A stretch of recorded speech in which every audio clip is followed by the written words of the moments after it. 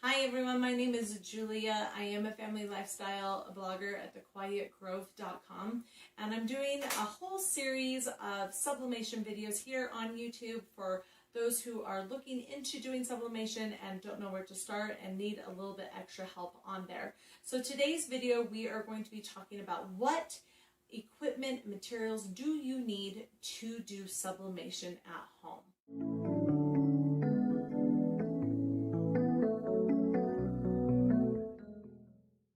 As I have said in other videos, sublimation used to be something that you could only those big companies could afford to do. And you've seen sublimation products for years in the stores, but it was never really applicable for hobbyists or small business owners until now. So normally you would have to buy a specific sublimation printer if you wanted to do sublimation. And there are like actual sublimation printers out there. They're normally really expensive. Another alternative that you can do, which is what I did, is you can get a Epson EcoTank printer. I have the Epson EcoTank 2760, and then you can convert it to being a sublimation printer using quality sublimation ink.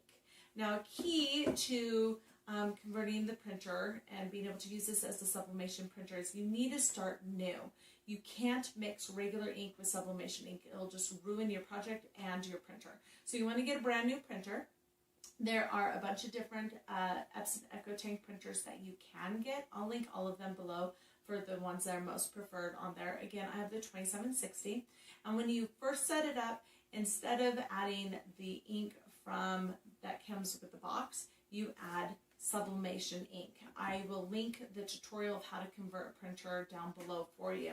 Now, the ink that I recommend using is the Hypo Sublimation ink. There's a bunch of different brands of sublimation ink out there on the market. This is my favorite. The colors come out vibrant and clear every time, and it works wonderful with the Epson EcoTank printer. So you'll need a printer, you'll need the sublimation ink to convert it, and then after that you're going to need a heat press, because sublimation, for it to work, you have to heat the ink to an extremely high temperature. You cannot use a regular iron.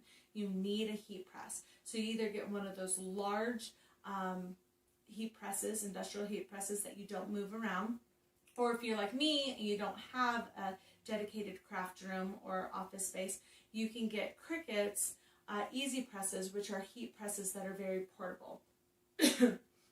So all of Cricut's line heat presses, their mug press and their easy presses, all are compatible with sublimation because they all go up to 400 degrees, which is what you need for certain projects. They all range about 385 to 400 degrees necessary for the sublimation to work, depending on what material you're using with. Next, you will need sublimation paper.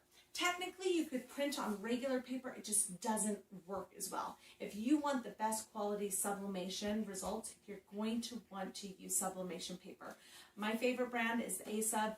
They are very highly reviewed. They're one of the best on the market. I know that my favorite ink company is coming out with their own sublimation paper, and I can't wait to try it out. But this is a good brand to go with. Other things that you will need, you'll want butcher paper and cardstock. That you use those more to protect your heat press and your mat by putting them above and under your project when you're pressing it to get the best results on there. And then lastly, you're going to need blanks, sublimation blanks. That's blanks that are materials that are prepared to have sublimation done on them. If you found this video helpful, I do invite you to like and subscribe so you can be kept informed of future videos with tips, inspiration, and more from my neck of the woods.